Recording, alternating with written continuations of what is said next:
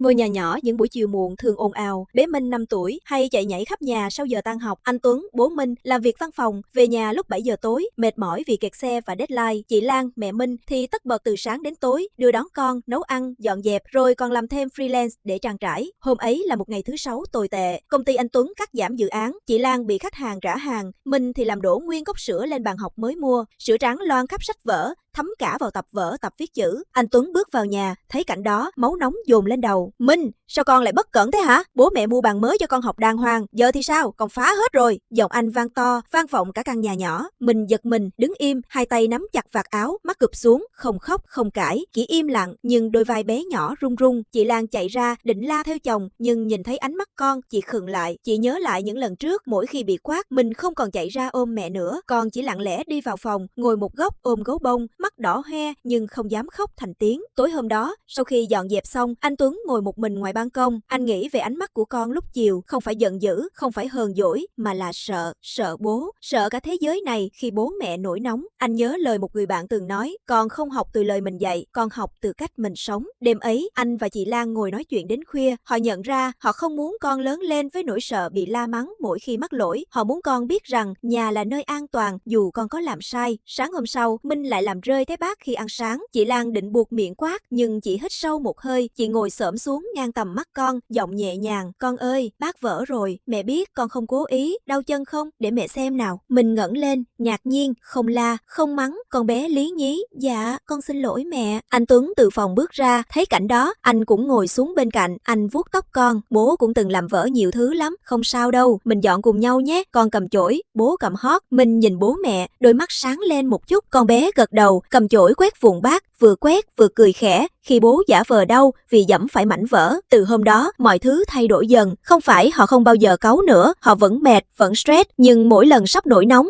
họ dừng lại, thở chậm, im lặng vài giây, nói nhẹ hơn. Và lạ thay, mình cũng thay đổi. Con ít khóc lóc, ít giận dỗi hơn. Khi mắc lỗi, con dám nói, con xin lỗi, lần sau con sẽ cẩn thận hơn. Con bắt đầu chạy ra ôm bố mẹ nhiều hơn, kể chuyện trường lớp mà không sợ bị cắt ngang. Một buổi tối khi cả nhà ngồi ăn cơm, mình bất ngờ nói, bố mẹ ơi, con thích nhà mình bây giờ vì bố mẹ không giận con nữa, con thấy an toàn. Chị Lan nghe xong, nước mắt lăn dài. Anh Tuấn nắm tay vợ, siết nhẹ. Họ không nói gì, chỉ nhìn con rồi nhìn nhau, biết rằng họ đã tìm thấy điều quý giá nhất. Không phải con ngoan theo kiểu sợ hãi, mà là con ngoan vì cảm nhận được tình yêu và sự bình yên từ bố mẹ. Nếu hôm nay bạn đang mệt, đang căng thẳng, hãy thử dừng lại một chút, thở chậm, nói nhẹ, im lặng vài giây trước khi phản ứng. Vì con không chỉ cần lời dạy bảo, con cần một thế giới an toàn, bắt đầu từ chính vòng tay và giọng nói của cha mẹ.